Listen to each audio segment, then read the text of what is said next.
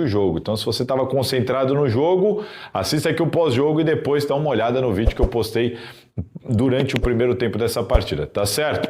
Bom, bora lá. Bora falar desse jogo. E olha, gente, sinceramente, não tem muito o que falar desse jogo. É o óbvio do óbvio. O Corinthians enfrentou o penúltimo colocado do Campeonato Brasileiro, 19º colocado do Campeonato Brasileiro.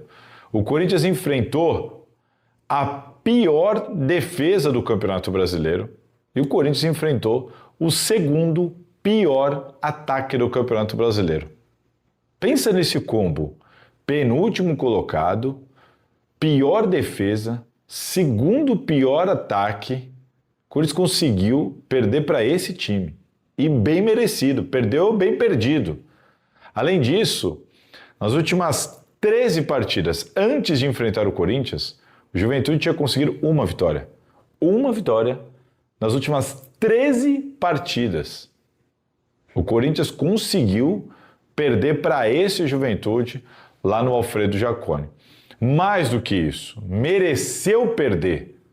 E pior que isso, para o próximo jogo, sábado, 9 horas da noite, na Neoquímica Arena, abertura do segundo turno do Campeonato Brasileiro, o Corinthians não vai poder contar com Romero, que foi expulso hoje, com Anrileri, que tomou cartão amarelo ao entrar já na parte final, com Kaká, que nem entrou e no banco de reservas tomou um cartão amarelo, além de Memphis Depay e Carrilho, que estão lesionados, e Hugo, lateral esquerdo, que pouca gente comenta, também lesionado.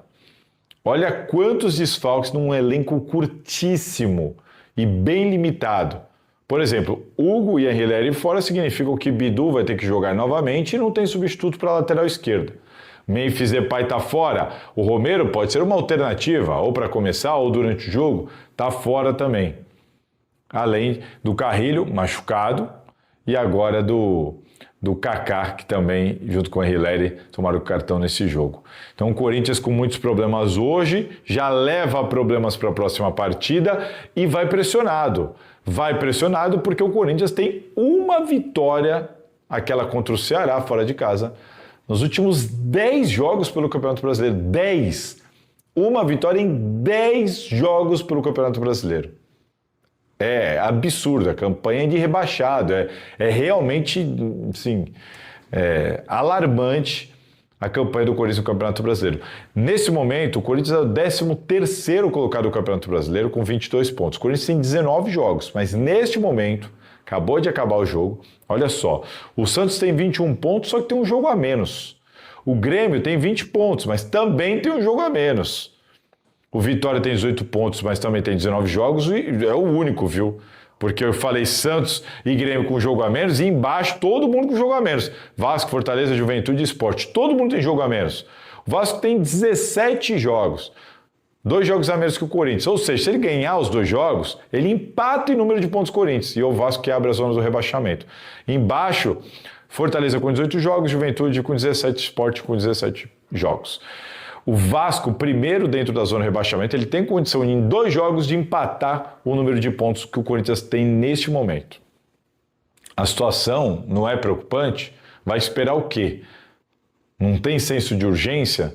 Não adianta nada seguir no Campeonato Brasileiro e cair seguir na Copa do Brasil e cair no Campeonato Brasileiro. Nessa terça-feira tem sorteio das quartas de final da Copa do Brasil. Copa do Brasil vai ser a prioridade do Corinthians, até aí ok, normal, é a chance de um segundo título, é a chance de ganhar muito dinheiro, tá tudo certo. Mas precisa reagir no Campeonato Brasileiro. Urgente. A gente pode falar aqui que quando sai o primeiro gol do Juventude, o Juventude já estava melhor que o Corinthians no jogo.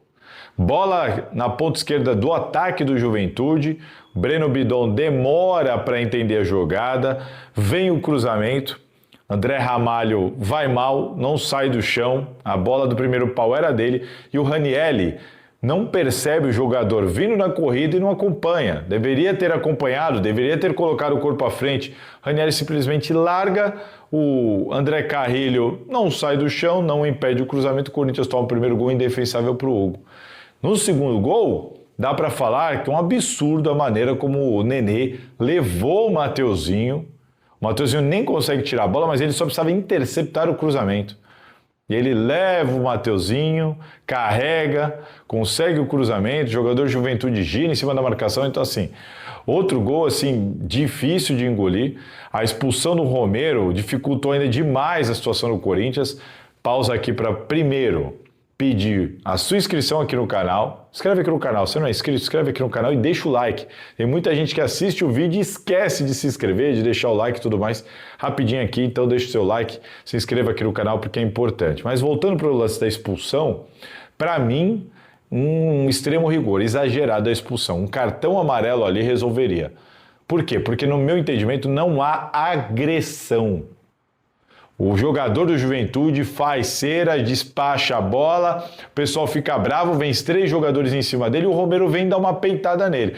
O Flaco Lopes fez isso igualzinho ou até pior, podem puxar o lance, quando sai o pênalti para o Palmeiras.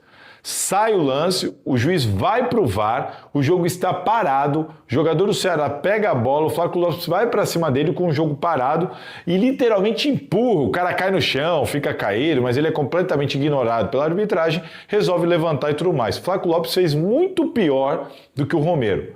E é a mesma situação, o jogo está parado, o Romero foi tirar satisfação por causa da cera que o cara estava fazendo, mas o Romero ele não agride o cara. Ele não chuta, ele não dá uma ajoelhada, ele não dá um soco, ele não levanta o braço, ele não dá cabeçada, cotovelo, nada.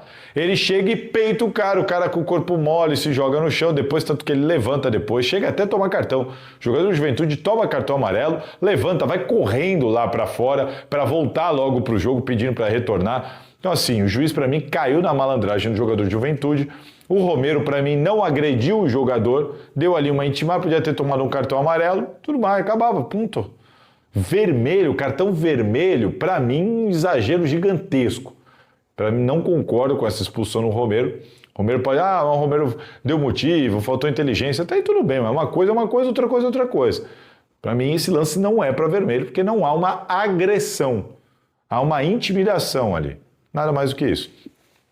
E aí o Corinthians, na parte final, faz um gol com o Mateuzinho, cobrança de falta que claramente o goleiro esperou a batida do Rodrigo Garro e foi pego de surpresa, a bola entrou no meio do gol, bateu bem, o Mateuzinho bateu forte, pegou o goleiro de surpresa, mérito dele. Gol do Corinthians, o Corinthians vai para um abafa final e nesse abafa final tem 2 chances claras para empatar o jogo. Uma com o Dieguinho, que isola uma bola que nem parecia difícil, pega no pé ruim dele, mas independentemente disso, não é possível que o cara, jogador profissional, não consiga chutar decentemente aquela bola. E a outra com o Yuri Alberto, que bate feio, bate torto por cima, de pé esquerdo. Então, assim, o Corinthians poderia ter arrancado um empate com esses 2 lances, até poderia, perdeu 2 chances inacreditáveis de marcar esse gol de empate, mas de fato não mereceu. O futebol não é merecimento, mas analisando o jogo, o Juventude mereceu a vitória para cima do Corinthians. O Juventude foi melhor que o Corinthians, o Corinthians um primeiro tempo tenebroso, um segundo tempo ainda ruim, e que no finalzinho ali, por causa desse gol, teve uma sobrevida, mas mesmo assim ficou muito claro que os caras não estavam inspirados hoje. E a expulsão para mim exagerada. Esse aqui é o resumo do resumo do resumo, né? Sem entrar em muitos detalhes. Atuações individuais, eu não gostei de praticamente ninguém. Para mim dá para falar dos piores. Os piores, Breno Bidon, que eu defendo muito, mas hoje foi uma atuação horrorosa. O Mandaca parecia o Gerrard para cima do Mateuzinho, do Breno Bidon hoje. Yuri Alberto, uma noite muito infeliz também, o Garro errando uma enormidade também, muitos lançamentos precipitados, perda de posse de bola, o Thales Magno sempre naquela cisca que não sai daquilo e perdeu uma chance boa de cabeça também. Enfim, o Corinthians não dá para falar de absolutamente ninguém, todo mundo muito mal. Então, assim, o resumo da partida de hoje, para mim, não é nem a atuação, não são os números, não é essa estatística para quem o Corinthians perdeu. Porque se você pegar detalhe por detalhe, você vai encontrar problema em todos os quesitos. No meio, no ataque, na defesa, o time não tinha transição, o ataque isolado da defesa, um meio de campo, um buraco no primeiro tempo, você não tinha transição porque Raniel e Martins também parecia que não queriam o jogo, não vinham buscar a bola, o Corinthians ficava rodando bola do lateral para o zagueiro, do zagueiro para o lateral e não saía daquilo, e não tinha transição, e todo mundo parado lá na frente esperando. No segundo tempo o Corinthians corre para valer mesmo, só na parte final para tentar buscar um empate. E aí o X da questão para mim sabemos a atuação que teve o Corinthians. Sabemos como individualmente tantos jogadores simultaneamente não entregaram o que podem entregar. Olha quem é o adversário, como eu listei aqui os problemas e os números do Juventude, que estava estreando o técnico hoje, o Carpini estreando hoje, voltando para o Juventude. Quando você pega todo esse cenário e percebe que desta vez, não tem desculpa de que, olha, o Corinthians não tem elenco, o Corinthians tem um time e, né, no Campeonato Brasileiro tem poupado os jogadores, tem precisado preservar os jogadores, mas não é o caso. O Corinthians entrou com força máxima hoje. Esse é o ponto. O Corinthians não tem o Carrilho e não tem o Memphis por um bom tempo. Então o time que entrou em campo, Hugo Souza, Mateuzinho, André Ramalho, Gustavo Henrique, Bidu, Ranieri, Martínez, Breno Bidon no lugar do Carrilho, Garro, Thales Magno no lugar do Memphis e Yuri Alberto. Você pode até falar, mas no lugar do Memphis é melhor colocar o outro. No lugar do... Não é? Tudo bem. Mas que entrou com o time titular, entrou com o time titular. E aí quando você vê a atuação que o Corinthians faz contra o Palmeiras nos 2 jogos, a atuação que faz com o time titular no segundo tempo contra o Botafogo, ainda sem o trio Jim, cara, ficou muito claro que o Corinthians entrou hoje e jogou extremamente desconcentrado e descompromissado. Para mim, essa derrota de hoje vai na conta dos jogadores, porque o Dorival Júnior escalou o time titular. O Mateuzinho deu entrevista depois do jogo, admitindo que houve uma conversa antes da partida, que era para os caras não baixarem a guarda, né? não deixarem o ritmo cair por causa da vitória contra o Palmeiras, que a adrenalina vai lá no topo, é difícil manter, isso é histórico, é sempre muito difícil na sequência dos jogos você manter o nível de atuação e de concentração depois de um jogo tenso, nervoso, como foi contra o Palmeiras, depois de uma classificação histórica daquela normal. Mas baixou demais. Como o próprio Mateuzinho disse, conversaram e não adiantou nada. O próprio Mateuzinho reconheceu isso. E o Dorival Júnior, eu tenho certeza que não preparou o time para ter a situação que teve. Muito pelo contrário. Senão ele teria poupado os jogadores. Senão ele teria mesclado. Porque teria percebido que os caras não estavam na pegada ou estavam desgastados. Mas está muito claro que o Dorival Júnior percebeu que houve tempo suficiente para se recuperar, tem praticamente agora uma semana livre, porque só joga no sábado que vem, e o Corinthians jogando agora na segunda, então é praticamente a semana livre, a necessidade de vitória no Campeonato Brasileiro. Então para mim está muito claro que o Dorival Júnior foi para jogar a Vera, foi para buscar os 3 pontos. O adversário era o penúltimo colocado, uma vitória em 13 jogos, pior defesa e segundo pior ataque. Dorival Júnior foi para conseguir os 3 pontos. O elenco conversou antes e não adiantou. Portanto, derrota na conta dos jogadores que não tiveram a capacidade de se concentrar e assumir o compromisso para essa partida. E aí vai para mim o ponto-chave. O Corinthians não está em condição de escolher jogo. O Corinthians não pode escolher quando vai correr, quando vai estar atento, quando vai estar concentrado, quando vai jogar direito, quando vai se doar. O Corinthians não está nesse estado, não tem essa condição. O Corinthians é o 13º colocado no Campeonato Brasileiro. A classificação na Copa do Brasil é muito legal, mas não dá para escolher jogo. Não dá para jogar só na Copa do Brasil. Porque o que o Corinthians está fazendo é isso. O Corinthians está jogando quando quer. O Corinthians está jogando só na Copa do Brasil. Só joga quando quer? Desse jeito, vai cair no Brasileirão e vai ser campeão na Copa do Brasil. Vale a pena? É óbvio que não. Então precisa ter pressão, precisa ter cobrança para cima do elenco. É dos jogadores que tem que ir essa cobrança. Muito claro, eles deixam muito claro o que eles podem entregar quando fazem os 2 jogos que fizeram contra o Palmeiras. Eles deixam muito claro quanto eles podem entregar. Todo mundo ali, todo mundo. Bidon, Garro, Yuri Alberto, Mateuzinho, Gustavo Henrique, todo mundo entregou muito mais, deixou claro quanto pode entregar na Copa do Brasil e tirou o pé no Brasileirão. Estão tirando o pé no Brasileirão, mas no Brasileirão ainda teve muito jogo que mesclou, empatou bastante jogos, perderam muitos gols com o time reserva, tem tudo isso, dá para compreender. Agora o time titular ter a atuação que teve hoje, a atuação, não tô nem falando do resultado, o resultado é horrível, mas a atuação que teve hoje contra esse Juventude, isso é um absurdo, é uma palhaçada.